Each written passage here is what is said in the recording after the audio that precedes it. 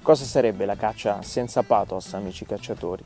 Senza quel coinvolgimento che rende uniche le emozioni che viviamo nella nostra passione.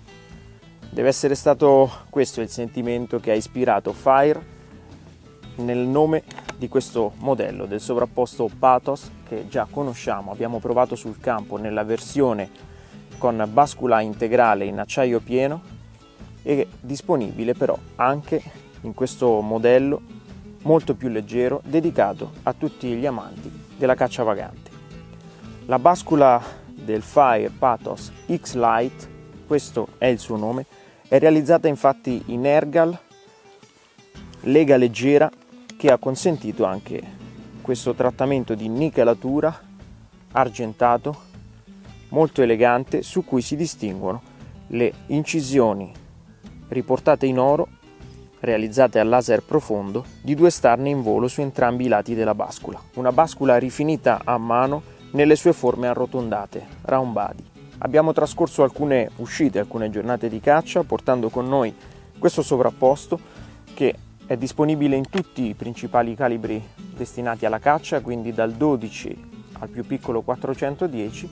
Noi avevamo in dotazione la versione intermedia, il calibro 20 con canne da 71 cm corredate da strozzatori interni e intercambiabili. Un'arma che raggiunge i 2,5 kg circa di peso, molto equilibrata, che si lascia apprezzare in quelle che sono le giornate di cammino e si è lasciata apprezzare anche per quelle che sono state le sue prestazioni sul campo. Un fucile ovviamente che consiglio di utilizzare con delle cariche standard per il calibro di riferimento, altrimenti per sparare dosi magari più importanti c'è la versione appunto con bascula integrale.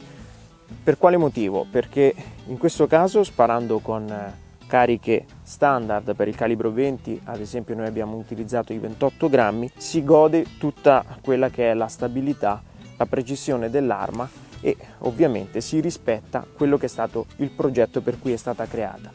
Quindi un'arma non per sparare cariche troppo impegnative che quindi si risentirebbero poi alla spalla nelle vibrazioni del rinculo. L'efficacia balistica delle canne Fire si è confermata nei tiri sia alle brevi che alle più lunghe distanze. Le canne sono infatti realizzate con la solita geometria di Fire, con lunghi coni di raccordo per consentire sempre rosate compatte e ben distribuite anche alle medie e lunghe distanze. La camera delle canne è Magnum da 76 mm e l'anima è cromata internamente proprio per proteggere le prestazioni nel tempo ed evitare le corrosioni.